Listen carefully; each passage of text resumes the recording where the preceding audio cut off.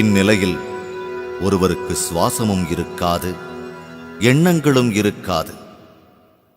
எண்ணங்களற்ற நிலையில் இருப்பார். இந்த நிலையைத்தான் முழுமையான முக்தி நிலை என்றோ அல்லது எண்ணங்களற்ற நிலை என்றோ கூறுகிறோம். இதுதான் தியான நிலை.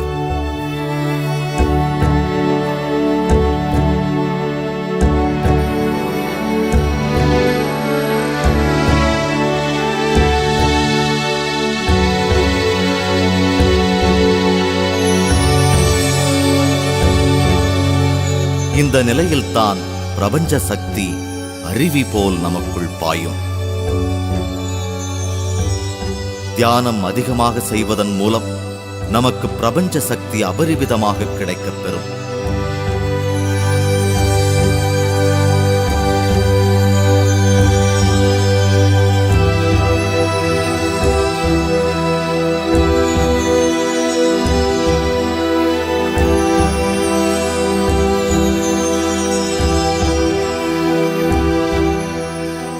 பிரபஞ்ச சக்தி உடல் முழுவதும் சக்தி வடிவத்தின் மூலமாக பாயத் துவங்கும்.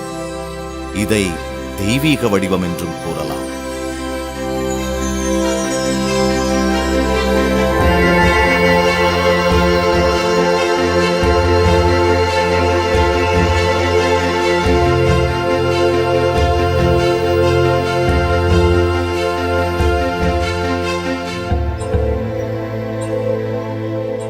எழுபத்து 2,000 நாடிகள் அல்லது சக்தி குழாய்கள் கொண்டு உடல் முழுவதும் இந்த சக்தி வடிவம் வடிவமைக்கப்படுகிறது. இந்த சக்தி குழாய்கள் அனைத்தும் உச்சந்தலையிலிருந்துதான் தொடங்குகின்றன. இந்த பகுதியை பிரம்மரந்திரம் என்றும் கூறுவர்.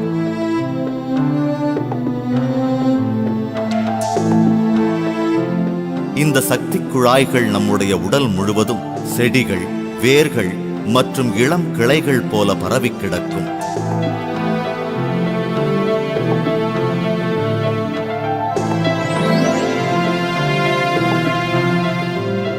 சக்தி வடிவம் நம் வாழ்க்கையின் அடிப்படை வடிவம்.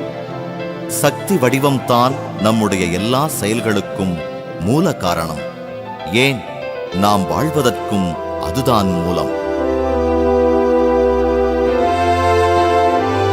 நம்முடைய சக்தி வடிவம் ஆழ்ந்த உறக்கத்திலும் தியானத்திலும் பிரபஞ்ச சக்தியை பெறுகிறது. இந்த சக்தியைத்தான் நமது உடலும் மனமும் தனது அன்றாட பணிகளான பார்ப்பதற்கும், பேசுவதற்கும், கேட்பதற்கும், யோசிப்பதற்கும், மற்ற செயல்களுக்கும் பயன்படுத்திக் கொள்கிறது. இந்த செயல்கள் அனைத்தும் நாம் பெற்றுக்கொள்ளும் பிரபஞ்ச சக்தியின் அடிப்படையில் வைத்துத்தான் நடைபெறுகிறது.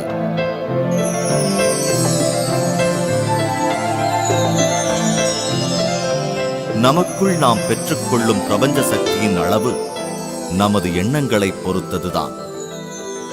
எண்ணங்கள் அதிகமாக இருந்தால் பிரபஞ்ச சக்தி பாயும் அளவு குறைக்கப்படுகிறது. நமது எண்ணங்கள் தான் பிரபஞ்ச சக்தியின் பாய்ச்சலுக்கு தடுப்புச் சுவர் போடுகிறது. பிரபஞ்ச சக்தியின் வருகை குறைய குறைய நமது நாடிகள் அல்லது சக்தி குழாய்கள் பழுதடைகிறது. இதன் காரணமாக புலப்படாத வெற்றிடம் நம் சக்தி வடிவத்தில் தோன்றுகிறது. இது நாளடைவில் நம்முடைய உடலில் நோயாக மாறும்.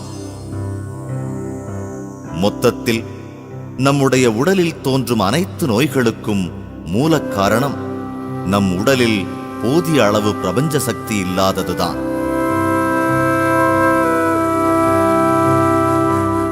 தியானத்தின் மூலம் அபரிவிதமான பிரபஞ்ச சக்தியை நாம் பெறுவோம்.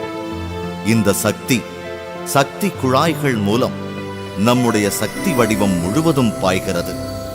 அதிகமாக பாயும் பிரபஞ்ச சக்தி நம்முடைய சக்தி குழாய்களை சுத்தப்படுத்தி அதற்குள் ஏற்பட்டிருக்கும் வெற்றிடத்தை தகர்த்தெறிகிறது.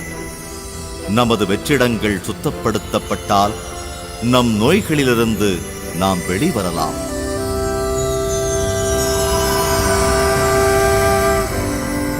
அபரிவிதமான பிரபஞ்ச சக்தி நம் பிரம்மரந்திரத்தில் பாயும் பொழுது நம் தலைப்பகுதியில் ஒரு அழுத்தத்தை உணரலாம், அல்லது நம் உடல் முழுவதும் பாரமாகி விடுகிறது.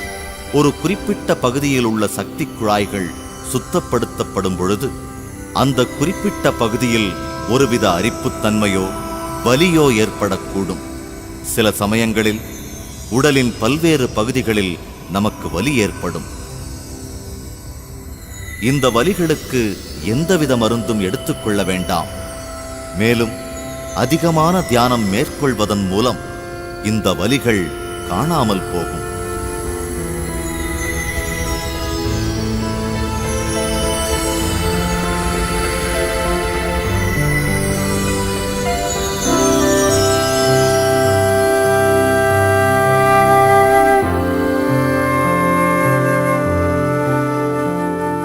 தியானத்தின் மூலம் நாம் அதிக பிரபஞ்ச சக்தியை பெற்றுக்கொள்ள நம்முடைய உடல் உபாதைகளிலிருந்தும் மன அழுத்தத்திலிருந்தும் நாம் வெளிவரலாம்.